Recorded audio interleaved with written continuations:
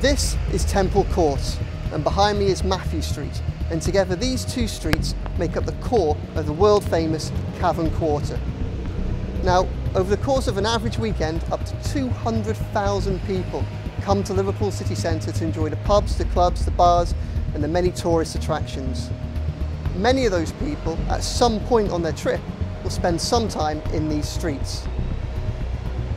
When you have so many people in what is a relatively small area, protecting them is key and something that is high on the minds of all the authorities that are tasked with that job. And when it comes to protecting the crowds, the thousands of people that gather behind here every weekend and many nights of the week, these bollards here are the first line of defence. Hydraulic bollards, they can lower so that delivery companies can reach the companies behind here, and also for emergency services to get through. But they can also raise, and when raised, their job, in the words of the council, is to prohibit vehicles from getting through. However, in April of this year, something happened which suggested that these bollards were not actually capable of doing so. In the early hours of April the 5th, a man, frustrated after being told he couldn't go into a club behind me, jumped into a BMW X1, lined it up with these bollards and drove it through them, careering down the street and eventually hitting a man outside the club he wasn't allowed into.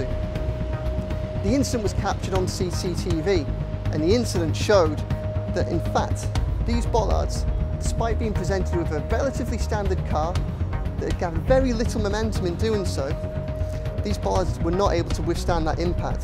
CCTV footage, as well as showing crowds of terrified people diving into the bars behind us as they saw the car coming, also showed these bollards shattering into fragments with the debris scattering over the road.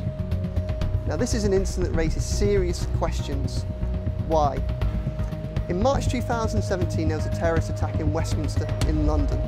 A driver got behind the wheel and drove into pedestrians on Westminster Bridge. Several people were killed, dozens were injured. In the days that followed that incident, Merseyside police raised the prospect of such an attack happening here on the streets of Liverpool. That wasn't based on any intelligence that such an attack was going to happen, but they were merely saying, look, we need to be aware of the potential for something like that happening here. 7 months later, in November, a city centre councillor wrote to Liverpool Council to say that she was frustrated because she too had raised the same fears that these areas could be prone to a terrorist attack, a vehicle-based terrorist attack. And she was disappointed because she had seen what she believed was clear examples of such an attack being a possibility. This is 7 months after the first warning. The attack in April came 5 months later. In the meantime, Liverpool Council did act. It carried out a review, it carried out an inspection, not just of these bollards, but the bollards around the city centre. In fact, at the back end of 2017, it wrote a letter to businesses that operate in this area, saying that directly because of fears raised with them by police and members of the public over terrorism and over a vehicle-based attack, they were introducing new driving restrictions within this area. A key part of those restrictions was the operation of these bollards. Previously, they had lowered overnight, but now, directly as a result of the concerns raised by the police and the public, the council said that they would now be raised overnight, the idea being that they prohibit vehicles from entering when crowds of tens of thousands of people congregate in the streets behind us. April's incident suggested that despite what the council had said, and despite a year of warnings, actually these hydraulic bollards pose no protection at all. Now, we put the findings of this investigation to Liverpool Council, and this week is what they had to say on the matter. A spokeswoman said Liverpool City Council and its partners, particularly Merseyside Police, work together to provide a safe, enjoyable city centre for residents, businesses and visitors. The automatic rising bollards in Liverpool city centre are just one of the measures in place to help keep people safe in the city centre, and are just one of the items of street furniture that act as a physical and visual deterrent.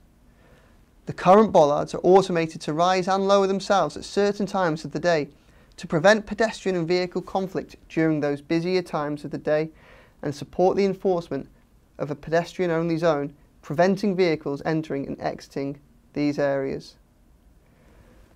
We also put the findings to a counter-terror expert who looked at everything that we had compiled, looked at the incident in April, looked at the year's worth of warnings and messages and alerts and invitations to counter-terror briefings about vehicle attacks on city centres that Liverpool Council had received, and this is what he had to say.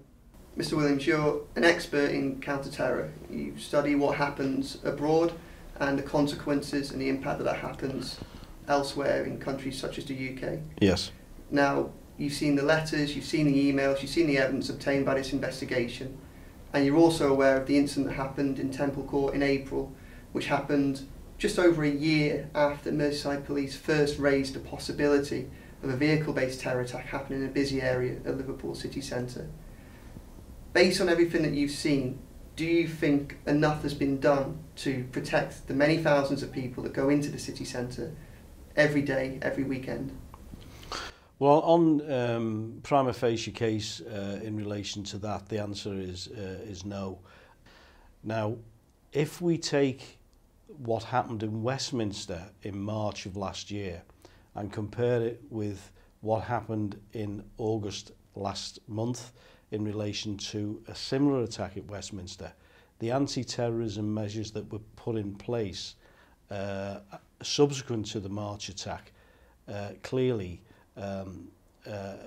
worked and prevented further harm to the public. Although a man has been charged with 2 counts of attempt murder, and the matter is obviously sub judice, on face value it looks like that the measures were put in place as a result, and the recommendations at Westminster have proved to be effective. In this particular case, Merseyside Police are trying to spread that knowledge and good practice across the force area, and it's important that any anti-terrorism measures that are in place are actually effective like they were in Westminster. So the fact that it appears they haven't been addressed, I would say is a worrying aspect in this particular story. But what we also need to consider is that the actual threat level is still at severe. On 2 occasions last year it was raised to critical, where the likelihood of a terrorist attack and all the rest of it post of the Westminster attack and post of Manchester. But the important thing is that the measures that are in place have to be tried and tested, and not merely perfunctory. They're not there as just a symbol, just a symbolic gesture, and they need to be proven. Okay, the incident you referred to in April, two people sadly were injured, but it sounds to me from the circumstances, I'm not fully aware of what they are. It could have been an awful lot worse.